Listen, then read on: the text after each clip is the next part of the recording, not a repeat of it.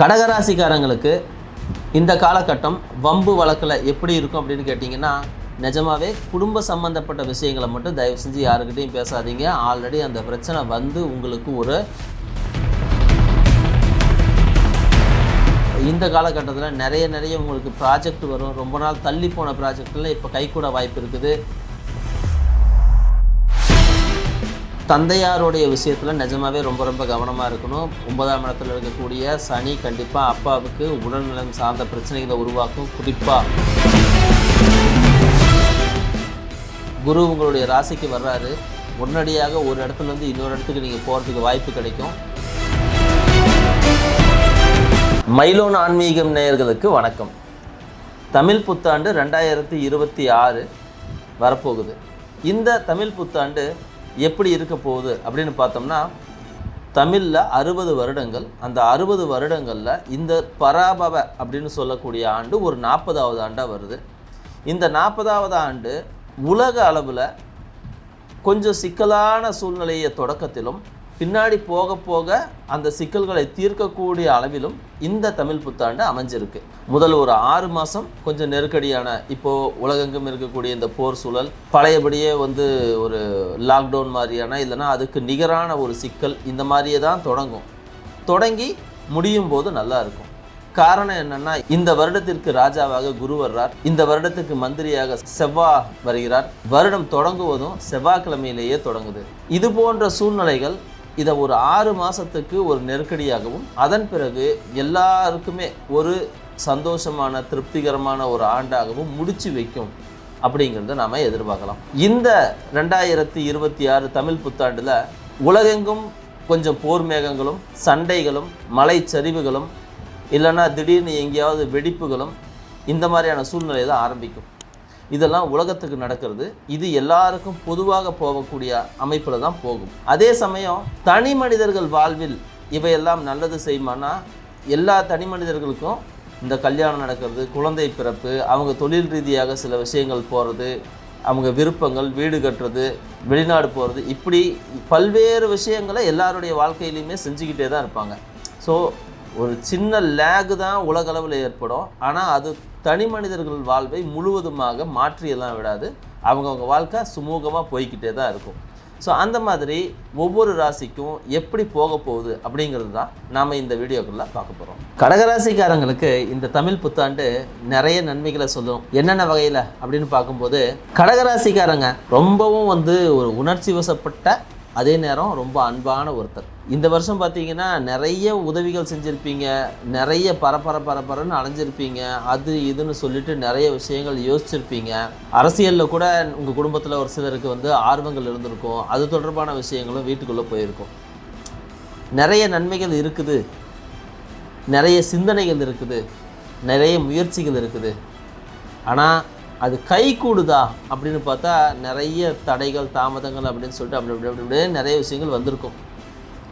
சரி, இதெல்லாம் எப்போ சரியாகும் அப்படின்னு சொல்லிட்டு நீங்கள் முயற்சி பண்ணீங்க இல்லையா, அது இப்போ தான் வருது. உங்களுடைய ராசிக்கு 9ஆம் இடத்துல சனி இருந்து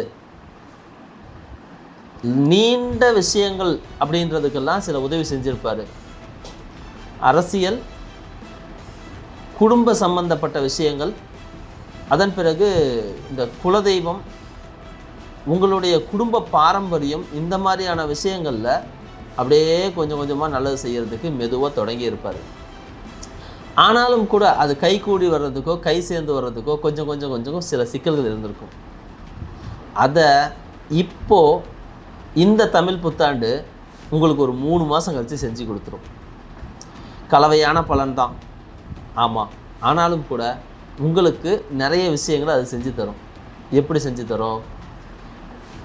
ஜூன் மாதத்துக்கு மேலே ஒரு குரு பயிற்சி இருக்குது. நவம்பர் மாதத்தில் கேது பயிற்சி இருக்குது. ஸோ இது ஒரு விதமான நன்மையை கொடுத்துட்டு அதுக்கப்புறம் ஒரு வைராக்கியத்தை உருவாக்கும். இல்லைன்னா கொடுத்து காப்பாற்றுறதுக்கான ஏற்பாடுகளை செய்யும். ஸோ அரசியல் ரீதியாக உங்கள் குடும்பத்தில் யாராவது இருக்காங்க, இப்போ முயற்சி பண்ணிகிட்டு இருக்காங்க அப்படின்னா, கடகராசிக்காரங்களுக்கு ரொம்ப அற்புதமான நேரம். கண்டிப்பாக கடகராசிக்காரங்க நிறைய பேர் இப்போ வரக்கூடிய அரசியலில் ஜெயிக்க போகிறாங்க. சரி, யாராவது ஒரு குறிப்பிட்ட ஆளுங்க தானே நிற்க முடியும் அப்படின்னா, கடகராசிக்காரங்க அரசியல், அரசாங்கம் சம்மந்தப்பட்ட யாராக இருந்தாலும் அவங்களுக்கு இது ஒரு நல்ல காலம்னு தான் சொல்லணும். அரசியலில் ஜெயிப்பாங்க. அரசியல்வாதி கூட இருக்கீங்க அப்படின்னா ஜெயிப்பீங்க. அரசியல்வாதிக்கு நீங்கள் பணம் கொடுக்குறவராக இருந்தாலும் ஜெயிப்பீங்க. அரசியல்வாதி கூட சேர்ந்து தொழில் செய்கிறவராக இருந்தாலும் இப்போ நீங்கள் ஜெயிக்க போகிறீங்க. கடகராசிக்காரங்களுக்கு அரசாங்கத்தில் வேலை செஞ்சு மக்கள் கூட அதிகமாக பயணப்படுறவங்க, பிஆர்ஓவாக இருக்கிறவங்க, இவங்களுக்கெல்லாம் இது ரொம்ப ரொம்ப அற்புதமான காலகட்டம். கடகராசிக்காரங்க இப்போது குழந்தை பிறப்புக்கு முயற்சி பண்ணிகிட்டு இருக்காங்க அப்படின்னா இது நிஜமாவே ரொம்ப ரொம்ப நல்ல காலகட்டம், ரொம்ப சூப்பரான காலகட்டம் அப்படின்னு தான் சொல்லணும். குரு உங்களுடைய ராசிக்கு வர்றாரு. உடனடியாக ஒரு இடத்துலேருந்து இன்னொரு இடத்துக்கு நீங்கள் போகிறதுக்கு வாய்ப்பு கிடைக்கும். அதை தொடர்ந்து உங்களுக்கு ஒன்று திருமணமோ இல்லை உங்கள் குடும்பத்தில் குழந்தை பிறப்போ இந்த மாதிரி ஏதாவது ஒன்று நடக்கும். ஸோ இதுவும் உங்களுக்கு நிறைய நன்மைகளை தான் உருவாக்கி தரும். கடகராசிக்காரங்க 2ஆம் திருமணத்துக்கு முயற்சி பண்ணுறாங்கன்னா அதுக்கு நிஜமாகவே இந்த டைம் ரொம்ப சூப்பரான டைம் தான் சொல்லணும். நிறைய நன்மைகள் தான் இருக்குது. ரொம்ப நாள் முயற்சி பண்ணிட்டு இருந்தவங்களுக்கு இப்போ திருமணம் நடக்கும். கடகராசிக்காரங்க வெளியூர் வெளிநாடு எங்கேயாவது போகணும் அப்படின்னு முயற்சி பண்ணாங்கன்னா நிஜமாகவே இது ரொம்ப சூப்பரான டைம். 9ல் இருக்கக்கூடிய சனி உங்களுடைய விருப்பங்களை வெளிநாடு கொண்டு போகிறது, குடும்பத்தை விட்டு பிரித்து கொண்டு போகிறது, இந்த மாதிரியான விஷயங்களை நல்லா செய்யும். கடகராசிக்காரங்களுக்கு இந்த காலகட்டம் வம்பு வழக்கில் எப்படி இருக்கும் அப்படின்னு கேட்டிங்கன்னா, நிஜமாகவே குடும்ப சம்மந்தப்பட்ட விஷயங்களை மட்டும் தயவு செஞ்சு யாருக்கிட்டையும் பேசாதீங்க. ஆல்ரெடி அந்த பிரச்சனை உங்களுக்கு ஒரு 6லேருந்து 8 மாதம் இல்லை சில நேரங்களில் 10 மாதமே ஆயிருக்கும். குடும்பத்தில் பிரச்சனை, திருமணமானவங்களுக்குள்ள சின்னதாக வரக்கூடிய சிக்கல்கள் அப்படியே பெருசாகி விவாகரத்து வரையும் கொண்டு போய் விட்டுரும். சில கடகராசிக்காரங்களுக்கு கடந்த 1 வருஷமாகவே குடும்பத்தை விட்டு பிரித்து வச்சுருக்கோம். எப்படா போய் சேரலான்னு முயற்சி பண்ணிகிட்டு இருப்பீங்க. அது தொழில் சார்ந்து இருக்கலாம், இல்லை வேலை சார்ந்து இருக்கலாம், இல்லை அப்படின்னா கல்வி சார்ந்து இருக்கலாம், அப்படி இல்லைன்னா சில பிரச்சனைகள் உருவாகி கூட நீங்கள் பிரிஞ்சு இருக்கலாம். இந்த மாதிரியெல்லாம் இருக்குது அப்படின்னா நீங்கள் குடும்பத்தோடு சேரக்கூடிய காலம் அப்படிங்கிறது 2026 நவம்பரில் சேர்ந்துருவீங்க. அது வரைக்கும் இந்த சிக்கலான காலகட்டங்கள் தான் இருக்கும். நல்லா இருக்கிற குடும்பமாக இருந்தால் கண்டிப்பாக உங்கள் பிரச்சனைகளை வெளியே யாருக்கிட்டையும் சொல்லக்கூடாது, வேறு யாருக்கிட்டையும் பேசக்கூடாது, ஆலோசனை கேட்கக்கூடாது, தேவையில்லாத சிக்கல்கள் உருவாகும். கடகராசி பெண்கள் பிற ஆண்களுடன் பழகும்போது கண்டிப்பாக கவனமாக இருக்கணும். அந்த ஆண்களால் எந்த பிரச்சனையும் வராது. ஆனால் சுற்றி இருக்கிறவங்க பார்க்குறவங்க உங்களை பற்றி உங்கள் பேரை கெடுக்கும் விதத்தில் நிறைய வேலை செஞ்சுருவாங்க. ரொம்ப உஷாராக இருக்க வேண்டிய காலகட்டம் அப்படிங்கிறது இதுதான். ஆனால் பயணம் செய்யணும்னு நினச்சா தாராளமாக செய்யலாம். ரொம்ப அற்புதமான காலகட்டம். இல்லை நீங்கள் படிக்கணும் அப்படின்னு சொன்னாலும் தாராளமாக படிக்கலாம். அதுக்கும் ரொம்ப அற்புதமான காலகட்டம். கோயில் திருவிழாக்களில் எடுத்து செய்யணுமா அதுக்கும் செய்யலாம். கடகராசிக்காரங்க அரசியல் இறங்கலாம். கடகராசிக்காரங்க கோயில் விசேஷங்களை எடுக்கலாம். குலதெய்வத்தை கும்பிடலாம். குலதெய்வம் சம்மந்தப்பட்ட விஷயங்கள் ஏதாவது செய்யணும்னா செய்யலாம். குலதெய்வத்துக்கு கோயில் கட்டுறதுக்கான ஏற்பாடுகளும் பண்ணலாம். கடகராசிக்காரங்க இப்போது தீர்த்த யாத்திரை போகிறது, ரொம்ப நாளாக ஆசைப்பட்ட கோயில் விசேஷங்களுக்கு போகிறது, இப்படியெல்லாம் போகலாம். கடகராசிக்காரருடைய அம்மாவையும் இந்த நேரத்தில் நிறைய பயணங்கள் மேற்கொள்ளுவாங்க. கொஞ்சம் கவனமாக இருக்கணும் அப்படின்னு சொன்னால் அவங்க கர்ப்பப்பை சார்ந்த விஷயங்களில் கவனமாக இருக்கணும், சுவாசம் சார்ந்த இடங்களில் கவனமாக இருக்கணும், நுரையீரல் சார்ந்து கவனமாக இருக்கணும், கல்லீரல் சார்ந்து கவனமாக இருக்கணும், கிட்னி சார்ந்து கவனமாக இருக்கணும். இதுதான் ரொம்ப முக்கியமானது. கடகராசிக்காரங்க டீச்சராக இருக்காங்க அப்படின்னா இந்த காலம் ரொம்ப அற்புதமான காலம். திடீர்னு சிலருக்கு அப்ரிசியேஷன் கிடைக்கும், சிலருக்கு பாராட்டுகள், விருதுகள், இந்த மாதிரியான நிறைய விஷயங்கள் நடக்கும். சிலர் எங்கேயோ ஒரு இடத்துக்கு ட்ரான்ஸ்ஃபர் கேட்டிருக்காங்கன்னா அங்கே மாற்றி கிடைக்கும். கடகராசிக்காரங்களில் டீச்சராக இருக்கிறவங்களுக்கு இப்போது ஊதிய உயர்வு, பணி உயர்வு, இடமாற்றம், இந்த மாதிரி சகலமும் ரொம்ப சூப்பராக இருக்க போகுது அப்படின்னு தான் சொல்லணும். கடகராசிக்காரங்க சினிமா துறையில் இருக்காங்க அப்படின்னா அவங்களுக்கு ரொம்ப அற்புதமான காலகட்டம். நிஜமாகவே ரொம்ப அற்புதமான காலகட்டம். இந்த காலகட்டத்தில் நிறைய உங்களுக்கு ப்ராஜெக்ட் வரும். ரொம்ப நாள் தள்ளி போன ப்ராஜெக்டில் இப்போ கைக்கூட வாய்ப்பு இருக்குது. கடகராசிக்காரங்க சின்ன திரையில் இருக்காங்க அப்படின்னா அவங்களுக்கு ரொம்ப அற்புதமான காலம். கடகராசிக்காரங்க இன்ஃப்ளூயன்சராக இருக்காங்க. கடகராசிக்காரங்க இன்ஸ்டாகிராம், ஃபேஸ்புக், யூடியூப், டிக்டாக் இந்த மாதிரி எங்கே இருந்தாலும் அவங்களுக்கு ரொம்ப அற்புதம் பண்ணித்தரும். நிறைய நல்ல விஷயங்களை பண்ணித்தரும். திடீர்னு புதிய ப்ரமோஷன்ஸ் கிடைக்கும். பெரிய ஆளுங்க கூட சேர்ந்து வீடியோ பண்ணுற மாதிரி கிடைக்கும்.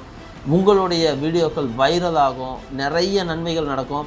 ஸோ இந்த காலகட்டம் உங்களை பொறுத்த வரைக்கும் ரொம்ப நல்ல காலகட்டம். ஆனால் ஒரே ஒரு இடம் மட்டும் கவனமாக இருக்கணும். அது உங்கள் குடும்பம் சார்ந்த விஷயங்களில் நீங்கள் ரொம்பவும் கரெக்டாக இருக்கணும். பேச்சுவார்த்தையில் ரொம்ப கரெக்டாக இருக்கணும்.